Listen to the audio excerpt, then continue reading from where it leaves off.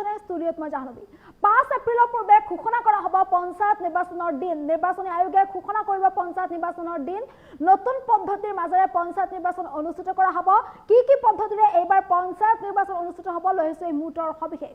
মুখ্যমন্ত্ৰী ডক্টৰ হিমন্ত বিশ্ব শৰ্মাই বৃহৎ ঘোষণা কৰিছে পঞ্চায়ত নিৰ্বাচনক লৈ এই মুহূৰ্তত জনাই আছে এটা ডাঙৰ খবৰ 2 এপ্ৰিলৰ পৰা 5 এপ্ৰিলৰ ভিতৰত ঘোষণা হ'ব পঞ্চায়ত নিৰ্বাচন 2 এপ্ৰিলৰ পৰা 5 এপ্ৰিলৰ ভিতৰতে নিৰ্বাচনী আয়োগে পঞ্চায়ত নিৰ্বাচনৰ দিন ঘোষণা কৰিব নিৰ্বাচন আয়োগে ঘোষণা কৰিলেই হ'ব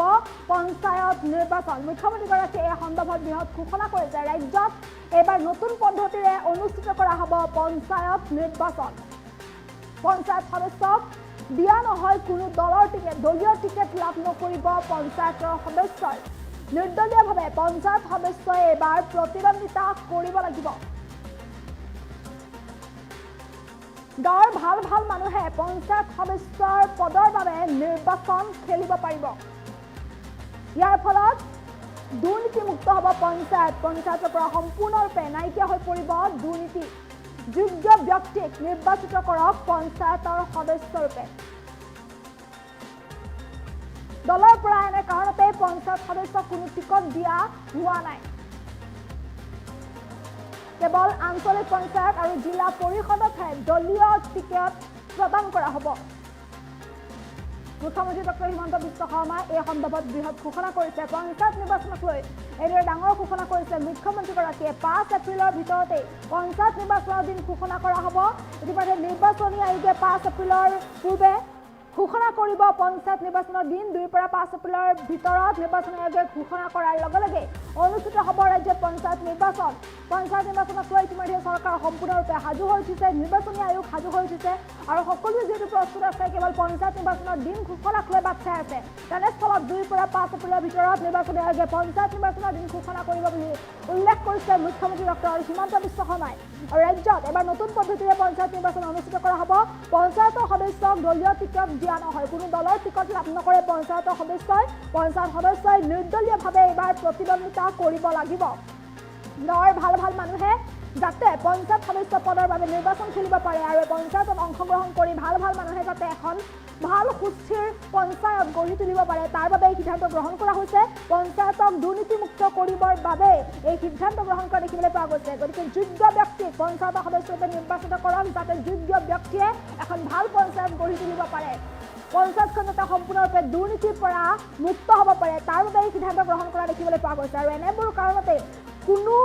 পঞ্চায়ত সদস্যক দলৰ পৰা টিকট দিয়া হোৱা নাই বা টিকট নিদিয়ে বুলি উল্লেখ কৰিছে মুখ্যমন্ত্ৰীগৰাকীয়ে কেৱল আঞ্চলিক পঞ্চায়ত আৰু জিলা পৰিষদতহে দলীয় টিকট প্ৰদান কৰা হ'ব আৰু এইদৰে পঞ্চায়ত নিৰ্বাচনক লৈ মুখ্যমন্ত্ৰী ডক্টৰ হিমন্ত বিশ্ব শৰ্মাই বৃহৎ ঘোষণা কৰা দেখিবলৈ পোৱা গৈছে কিয়নো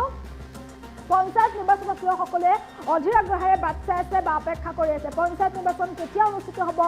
তাক লৈ সকলোৱে বাট চাই থকা দেখিবলৈ পোৱা গৈছে গতিকে পঞ্চায়ত নিৰ্বাচনক লৈ এইদৰে এতিয়া মুখ্যমন্ত্ৰীগৰাকীয়ে পুনৰবাৰ বৃহৎ ঘোষণা কৰা দেখিবলৈ পোৱা গৈছে 5 এপ্ৰিলৰ ভিতৰতে 2 পৰা 5 এপ্ৰিলৰ ভিতৰতে পঞ্চায়ত নিৰ্বাচনৰ দিন ঘোষণা কৰিব বুলি ইতিমধ্যে উল্লেখ কৰিছে মুখ্যমন্ত্ৰী ডক্টৰ হিমন্ত বিশ্ব শৰ্মাই এই সন্দৰ্ভত মুখ্যমন্ত্ৰীগৰাকীৰ মন্তব্য আছে এই মন্তব্য শুনাবলৈ চেষ্টা কৰিছে খুব কম সময়ৰ ভিতৰতে অসমত পঞ্চায়ত ইলেকশ্যনো হ'ব আজি মই আপোনালোকক এটাই কথা কম যে এইবাৰ পঞ্চায়ত ইলেকশ্যনত আমি এটা নতুন ব্যৱস্থা কৰিছো যে মেম্বাৰৰ ইলেকশ্যনত আমি পাৰ্টি টিকেট নিদিওঁ অৰ্থাৎ মেম্বাৰত যাতে ভাল মানুহে গাঁৱত এইবাৰ নিৰ্বাচন খেলিব পাৰে পঞ্চায়তৰ দুৰ্নীতিবিলাকো লাহে যাতে আমি নোহোৱা কৰিব পাৰোঁ মোৰ মনত এইটোৱে যে মেম্বাৰত যেহেতু আমি আপোনালোকক পাৰ্টি কেণ্ডিডেট নিদিওঁ আপোনালোকে ভাল মানুহক গাঁৱৰ সদস্য কৰি পঠিয়াব তাৰ পৰাই গাঁও পঞ্চায়তৰ সভাপতি হ'ব খালি আঞ্চলিক পঞ্চায়ত আৰু জিলা পৰিষদত আপোনালোকে মৰমতে বিজেপিক ভোটটো দি দিব ঠিক আছে খুব কম সময়ৰ ভিতৰতে অসমত পঞ্চায়ত ইলেকশ্যনো হ'ব আজি মই আপোনালোকক এটাই কথা কম যে এইবাৰ পঞ্চায়ত ইলেকশ্যনত আমি এটা নতুন ব্যৱস্থা কৰিছো যে মেম্বাৰৰ ইলেকশ্যনত আমি পাৰ্টি টিকেট নিদিওঁ অৰ্থাৎ মেম্বাৰত যাতে ভাল মানুহে গাঁৱত এইবাৰ নিৰ্বাচন খেলিব পাৰে পঞ্চায়তৰ দুৰ্নীতিবিলাকো লাহে লাহে যাতে আমি নোহোৱা কৰিব পাৰোঁ। মোৰ মনত এইটোৱে যে মেম্বাৰত যিহেতু আমি আপোনালোকক পাৰ্টি কেণ্ডিডেট নিদিওঁ, আপোনালোকে ভাল মানুহক গাঁৱৰ সদস্য কৰি পঠিয়াব, তাৰ পৰাই গাঁও পঞ্চায়তৰ সভাপতি হ'ব। খালি আঞ্চলিক পঞ্চায়ত আৰু জিলা পৰিষদত আপোনালোকে মৰমতে বিজেপিক ভোটটো দি দিব, ঠিক আছে? খুব কম সময়ৰ ভিতৰতে অসমত পঞ্চায়ত ইলেকশ্যনো হ'ব। আজি মই আপোনালোকক এটাই কথা ক'ম যে এইবাৰ পঞ্চায়ত ইলেকশ্যনত আমি এটা নতুন ব্যৱস্থা কৰিছোঁ যে মেম্বাৰৰ ইলেকশ্যনত আমি পাৰ্টিৰ টিকেট নিদিওঁ। অৰ্থাৎ মেম্বাৰত যাতে ভাল ভাল মানুহে গাঁৱত এইবাৰ নিৰ্বাচন খেলিব পাৰে, পঞ্চায়তৰ দুৰ্নীতিবিলাকো লাহে লাহে যাতে আমি নোহোৱা কৰিব পাৰোঁ। মোৰ মনত এইটোৱে যে মেম্বাৰত যিহেতু আমি আপোনালোকক পাৰ্টি কেণ্ডিডেট নিদিওঁ, আপোনালোকে ভাল মানুহক গাঁৱৰ সদস্য কৰি পঠিয়াব, তাৰ পৰাই গাঁও পঞ্চায়তৰ সভাপতি হ'ব। খালি আঞ্চলিক পঞ্চায়ত আৰু জিলা পৰিষদত আপোনালোকে মৰমতে বিজেপিক ভোটটো দি দিব, ঠিক আছে? খুব কম সময়ৰ ভিতৰতে অসমত পঞ্চায়ত ইলেকশ্যনো হ'ব। আজি মই আপোনালোকক এটাই কথা ক'ম যে এইবাৰ পঞ্চায়ত ইলেকশ্যনত আমি এটা নতুন ব্যৱস্থা কৰিছোঁ যে মেম্বাৰৰ ইলেকশ্যনত আমি পাৰ্টিৰ টিকেট নিদিওঁ। অৰ্থাৎ মেম্বাৰত যাতে ভাল ভাল মানুহে গাঁৱত এইবাৰ নিৰ্বাচন খেলিব পাৰে,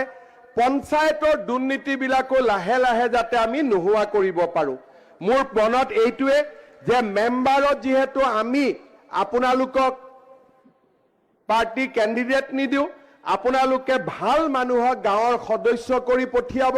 তাৰ পৰাই গাঁও পঞ্চায়তৰ সভাপতি হ'ব। খালি আঞ্চলিক পঞ্চায়ত আৰু জিলা পৰিষদত আপোনালোকে মৰমতে বিজেপিক ভোটটো দি দিব, ঠিক আছে? খুব কম সময়ৰ ভিতৰতে অসমত পঞ্চায়ত ইলেকশ্যনো হ'ব। আজি মই আপোনালোকক এটাই কথা ক'ম যে এইবাৰ পঞ্চায়ত ইলেকশ্যনত আমি এটা নতুন ব্যৱস্থা কৰিছোঁ যে মেম্বাৰৰ ইলেকশ্যনত আমি পাৰ্টিৰ টিকেট নিদিওঁ। অৰ্থাৎ মেম্বাৰত যাতে ভাল ভাল মানুহে গাঁৱত এইবাৰ নিৰ্বাচন খেলিব পাৰে, পঞ্চায়তৰ দুৰ্নীতিবিলাকো লাহে লাহে যাতে আমি নোহোৱা কৰিব পাৰোঁ। মোৰ মনত এইটোৱে যে মেম্বাৰত যিহেতু আমি আপোনালোকক পাৰ্টি কেণ্ডিডেট নিদিওঁ,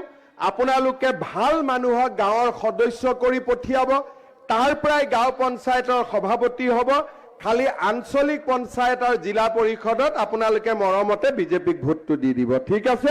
খুব কম সময়ৰ ভিতৰতে অসমত পঞ্চায়ত ইলেকশ্যনো হ'ব। আজি মই আপোনালোকক এটাই কথা ক'ম যে এইবাৰ পঞ্চায়ত ইলেকশ্যনত আমি এটা নতুন ব্যৱস্থা কৰিছোঁ যে মেম্বাৰৰ ইলেকশ্যনত আমি পাৰ্টিৰ টিকেট নিদিওঁ। অৰ্থাৎ মেম্বাৰত যাতে ভাল ভাল মানুহে গাঁৱত এইবাৰ নিৰ্বাচন খেলিব পাৰে,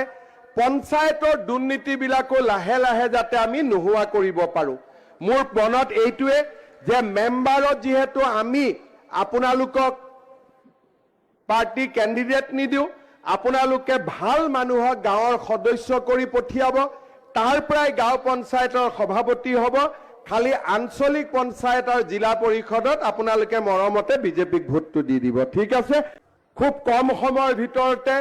অসমত পঞ্চায়ত ইলেকশ্যনো হ'ব। আজি মই আপোনালোকক এটাই কথা ক'ম যে এইবাৰ পঞ্চায়ত ইলেকশ্যনত আমি এটা নতুন ব্যৱস্থা কৰিছোঁ যে মেম্বাৰৰ ইলেকশ্যনত আমি পাৰ্টিৰ টিকেট নিদিওঁ। অৰ্থাৎ মেম্বাৰত যাতে ভাল ভাল মানুহে গাঁৱত এইবাৰ নিৰ্বাচন খেলিব পাৰে, পঞ্চায়তৰ দুৰ্নীতিবিলাকো লাহে লাহে যাতে আমি নোহোৱা কৰিব পাৰোঁ। মোৰ মনত এইটোৱে যে মেম্বাৰত যিহেতু আমি আপোনালোকক পাৰ্টি কেণ্ডিডেট নিদিওঁ, আপোনালোকে ভাল মানুহক গাঁৱৰ সদস্য কৰি পঠিয়াব, তাৰ পৰাই গাঁও পঞ্চায়তৰ সভাপতি হ'ব। খালি আঞ্চলিক পঞ্চায়ত আৰু জিলা পৰিষদত আপোনালোকে মৰমতে বিজেপিক ভোটটো দি দিব, ঠিক আছে? খুব কম সময়ৰ ভিতৰতে অসমত পঞ্চায়ত ইলেকশ্যনো হ'ব। আজি মই আপোনালোকক এটাই কথা ক'ম যে এইবাৰ পঞ্চায়ত ইলেকশ্যনত আমি এটা নতুন ব্যৱস্থা কৰিছোঁ যে মেম্বাৰৰ ইলেকশ্যনত আমি পাৰ্টিৰ টিকেট নিদিওঁ। অৰ্থাৎ